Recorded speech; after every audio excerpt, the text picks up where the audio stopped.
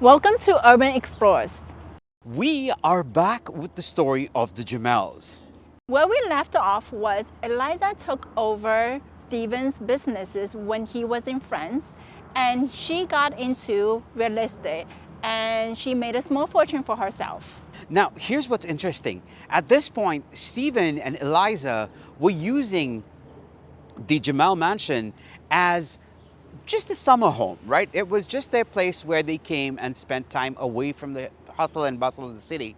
But also, there was back and forth travel for Stephen between America and France because he had concerns in France and he would travel there and back.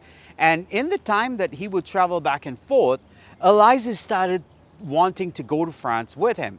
So Stephen finally acquiesced to her request and said, okay, fine, let's do a trip back to France together. And that's where things got really interesting. Talk about interesting. The Jumels had quite the adventure in France. So in 1815, the Jumels entered the French harbor through a British blockade.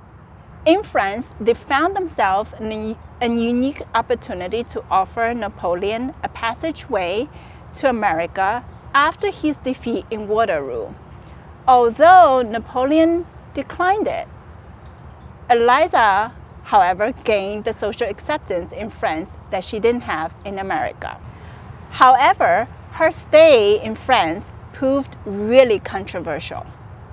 So controversial, in fact, that Eliza's crazy ideas, outlandish ways of doing things, and absolutely flamboyant lifestyle caused a lot of problems for her and ended up with her getting arrested.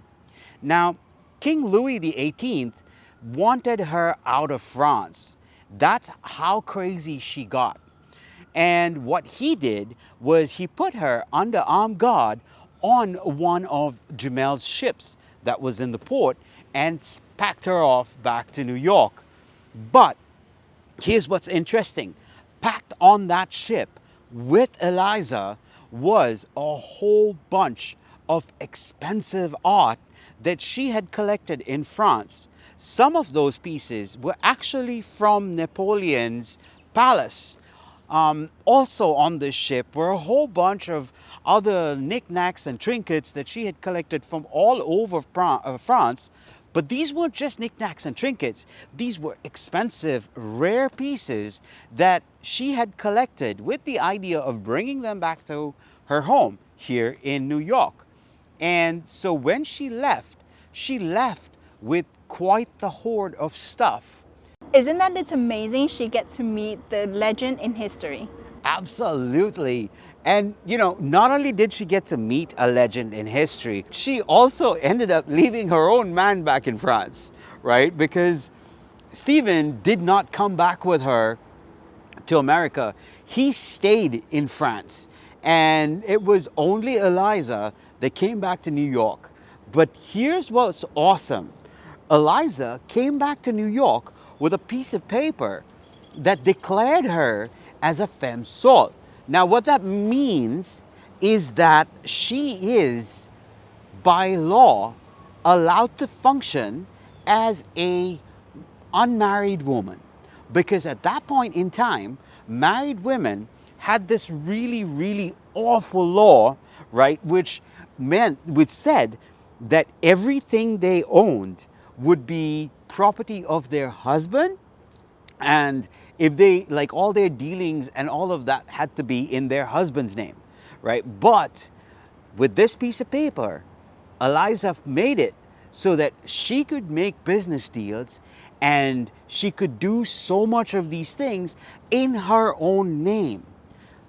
That is so typically Eliza, because she's one of those persons who always finds a way around problems. And not just a way around problems, but a way to absolutely thrive. Talk about prosper. She made a huge name for herself in this all-male dominant field by organizing an exhibition of 200 master paintings she has bought from friends. She sold off some of Stephen's business holdings and transferred all of his assets into the name of her adopted niece as a safeguard against creditors. What's amazing about what Eliza did is that, first of all, her art collection and the exhibition that she had, that was the first of its kind, because it was the first of its kind for a woman.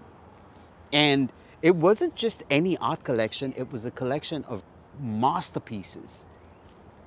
And she shook her society with that.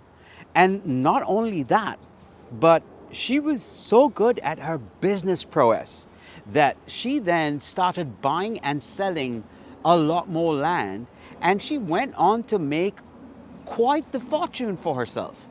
And what's interesting is that in her day, in the day and age that she lived in, she was doing all of this for herself and for her own future. And she was making herself quite the wealthy woman. In absolute contrast to her husband, however, because Stephen at this point had made really bad decisions in France, and he had lost pretty much his entire wealth. With a little bit of money that he had left, he found his way back to New York and back to Eliza. And it's so interesting because Stephen came back a pauper and needed to live off the good graces of his wife. Wow, what a role change. And Eliza's story is just about to get more interesting because in 1832, Stephen Jumel died. And there are different conspiracies about his death. Some say he died of pneumonia, and others who claim that he died of a very bad carriage accident. And there are other people who claim that Eliza had something to do with his death. One says he fell off a hay cart onto a pitchfork and got severely injured. And the doctors treated him and sent him home bandaged. But at home, the version says Eliza took off his bandage and let him bled to death. That's quite the mystery, I guess we will never know what happened with Stephen and how he finally died. But what we do know is what Eliza did next. Because next, Eliza ended up getting married to an equally controversial and interesting character in American history. She ended up marrying Vice President Aaron Burr. Now, for those of you who don't know, Aaron Burr is the controversial character who actually ended up taking the life of none other than Alexander Hamilton. That's right, that William Burr. And she ended up marrying this guy for a very short period of time, because once she got married to him, she found that he was burning through her money. And what he did is he used Eliza's money to pay off his debts. So at the point where women didn't really ask for divorces, Eliza filed for divorce because she was losing her money to this guy. And at this point in time, this kind of behavior was just absolutely unheard from a woman. At that point in time, the only way a woman could get a divorce from her husband is if she could prove that he had been unfaithful to her, which Eliza actually managed to do. In the twist of irony, she hired Alexander Hamilton Jr. as her attorney to handle the divorce. And the divorce took 4 years to come, and the day the divorce came is the day Aaron Burr died. So she was never officially divorced. Because of this, she took the title as the widow of vice president. I mean, that is so amazing about Eliza, because she had such an outstanding life. Eliza continued to live in this beautiful house, which is the Jumel Mansion, until her death. And she died when she was 90 years old. When Eliza finally died, she had, by this time, created quite the impression among the people who lived around her. She was not just flamboyant and outspoken, but she also had a little bit of eccentricity going on.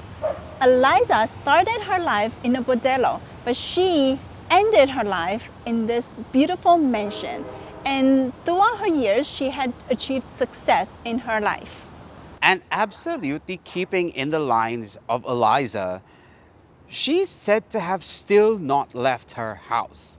Because up to today, there are stories of people seeing her throughout this house. One of those stories is a story of a bunch of school kids who came to the Morris-Jumel Mansion as part of a school tour. And while they were going around, a stern older lady apparently walked up to them and asked them to shush. And in doing so, she had scared the life out of these kids. Now, the kids later identified her by the full-size portrait that hangs in the house. You remember, that's the one where we walked in and I showed you and I was like, this is Eliza. So the kids had walked up to that one and been like, oh my God, this is the woman who just scared us. And then later on, there's also stories of people in the property around, you know, where we are standing right now, seeing a lady in white. And this lady, who's dressed very nicely, would have a really stern face, and she would stare at them, right? And very much show her disapproval. And I think it just makes sense, because I'm sure Eliza loved this place so much that she would have issues with strangers just walking around what was really precious to her. Not only strangers, in an interview with Carol Ward, the executive director of this mansion, she noticed that there are activities around this house when the events or renovation happens here. She also noticed that there tend to be more paranormal activities when she's around the mansion as well. I'm sure Liza had approved of her because she was a feminist well before it was socially accepted. But Eliza is not the only person that still calls these grounds and this home their home. There is still voices that are heard here of like soldiers who were here during the war, and people hear these groans from maybe injured soldiers who were brought here during the Revolutionary War. And to me, I think that is the real spooky stuff. Like, you know, to hear the last sounds made by a person before they said goodbye. Well, the stories might be spooky, but that doesn't take away the beauty of this mansion. Absolutely. It has so much to see, and the insides have so much of history that are trapped in there. And, you know, you truly feel like you're seeing something from a different space and time. So it's absolutely worthwhile to come down to the Morris-Jumel Mansion, take a look, take a tour, and who knows, when you're here, you just might run into Eliza. For Urban Explorers, my name is Michael. I'm Leah. Thank you so much for joining us on this adventure. I hope you've enjoyed it. If you have, please smash that like button. Subscribe and share the video. And also, leave a comment for us. Tell us, who was the woman in your life who made a massive impact for you? A role model, or maybe even someone who inspired you. Until we see you again, bye-bye. Bye.